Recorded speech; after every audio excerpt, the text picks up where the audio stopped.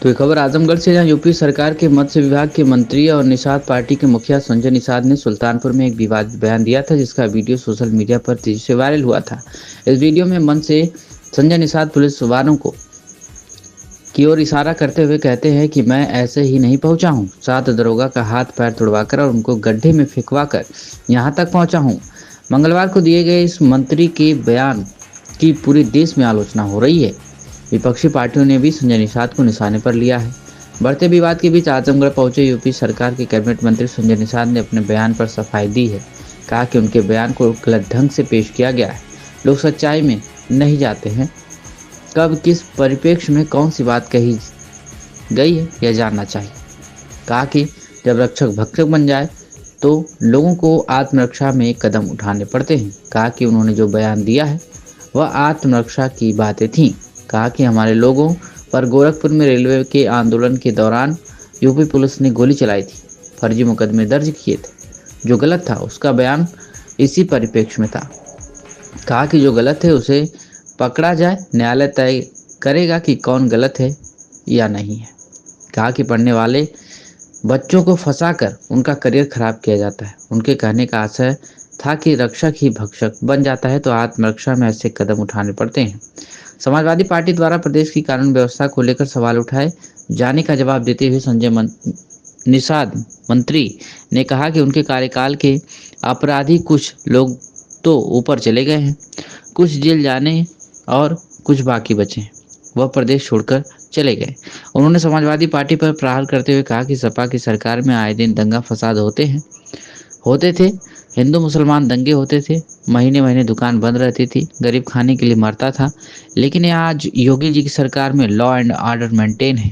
कहा कि आज कुछ ऐसे अधिकारी हैं जो माहौल खराब करते हैं, वह विपक्ष को बोलने का मौका देते हैं, बाकी सब ठीक चल रहा है। क्या कुछ कहा संजय निषाद कैबिनेट मंत्री ने, आप सुनिए। उसके बारे में आप समझ सकते हैं। देखो होता क्या है कि लोगों को ने उसकी सच्चाई में तो जाते नहीं हैं। कब किन परिप्रेक्ष्य में हम लोगों ने उसे बात की थी।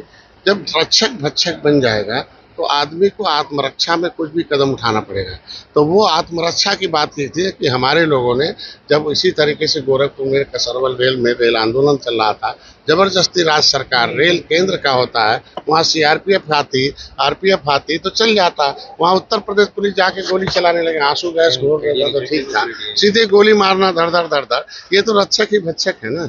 आज के दिन में आप तितर बितर करने के बहुत साधन थे, भाई आंदोलन चलाना तो हक था। और वहाँ जो है एक वर्ग के लोग थे, सारे यादव थे, सिपाही सब थे, फर्जी मुकदमा चला दिया। नतीजा हो गया कि गुस्से में आए हमारे लोगों ने कदम उठाया। तो जब वहाँ भी आदमी अपराधी है तो जो अपराध किया उसे पकड़ा जाए, उसे जो है पकड़ा जाए और उसे जेल भेजा जाए। न्यायालय तय करेगा कि कौन दोषी है कौन निर्दोषी है। लेकिन जो बच्चे पढ़ रहे हो, अब अगर आप जो है वहाँ किसी के दबाव में आके जो पढ़ रहे बच्चे दूर हैं, वहाँ शामिल भी नहीं है, गांव भर को तांडव मचाओगे तो गलत बात है। जो अपराधी है उसको सजा मिले, मैं तो जगह है ना। लेकिन सबको अपराधी बना लीजिए, पढ़े लिखे बच्चों को। अब एक बार डाल देंगे नाम तो 20 साल मुकदमा चलेगा, नौकरी नहीं पाएगा तो कहाँ चला जाएगा। तो ऐसे में मैंने कहा कि रक्षक फिर भक्षक बनेगा तो फिर उसी तरह का कदम जो है उठाकर अभी वो नहीं समझ, वो समझ रहे बस सीधे साधे निषाद हैं। सीधे साधे कहाँ है? मार्शल कौम अंग्रेजों ने तो डिग्री दे रखा है कि देश को आज़ाद कराने वाले हैं, मुगलों को मौत को घाट उतारने वाले हैं, अंग्रेजों को मौत के घाट उतारने वाले हैं, संविधान बनवाने वाले हैं, भगवान राम को भी पार उतारने वाले हैं, मझधार में पार उतारने वाले हैं। लेकिन जरूरत पड़ेगा तो आत्मरक्षा के लिए तो खड़ा है। जबरदस्ती कोई नाम डालेगा तो अपने बच्चे को नहीं है, बेचारा अभी स्कूल से आ रहा है, अभी शहर से आ रहा है, अरे गांव दंगा मार दिया, एक आदमी मर्डर हो गया, चलो इसको भी फंसा दो।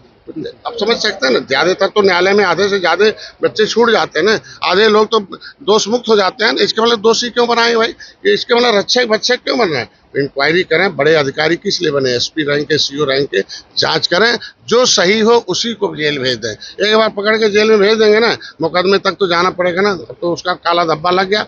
हम कह रहे हैं जो मेन एक्यूज हो उसे जांच करिए, उसे जांच के दायरे में लाइए, समिति गठित करिए, फिर उसको करिए और अपराध पर नियंत्रण करें। इस परिप्रेक्ष्य मैंने कहा था और उसका दूसरा मेरा कोई श्रेय नहीं। लास्ट सवाल है, जिस प्रकार से वर्तमान राजनीति चल रही है, विपक्ष लगातार हमला करता, चाहे वो अपराध की बात हो, अपने कार्यकाल की बात करता है कि मेरे कार्यकाल में था और जो वर्तमान कार्यकाल चल रहा है। उनके कार्यकाल में कौन थे?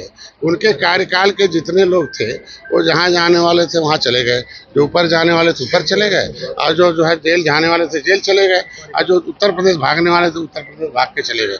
आज के दिन में उनके समय दंगा फसाद, मुसलमान हिंदू राइट होता था, महीने महीने दुकान बंद रहती थी, गरीब खाने में न मरता था, जल जाता था। आज योगी जी की देन है कि लॉ एंड ऑर्डर मेंटेन है। मोदी जी 2-4% ऐसे हैं जो अंदर से हाथी शकील हैं, उनकी आत्मा है, और मौका पाते वो आस्तीन के सांप जैसे डसते हैं। हाँ, बाकी ऊपर से कमल। तो ऐसे कुछ अधिकारी हैं जो वोट खराब करते हैं, वो माहौल खराब करते हैं, वो विपक्ष को मौका देते हैं बोलने के लिए, और नहीं तो सब ठीक चल रहा है। सेंट्रल पब्लिक स्कूल अकेडमी का